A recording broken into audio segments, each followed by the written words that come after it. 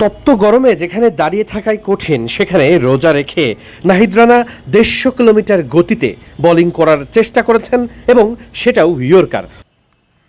3টা স্টাম্প রেখে তার সামনে এভাবে বোলিং মার্ক সেট করা হয়েছে শুরুতে, অর্থাৎ নাহিদ রানা ঠিক কোন জায়গায় বোলিং করবেন সেটা আগে ঠিক করেছেন।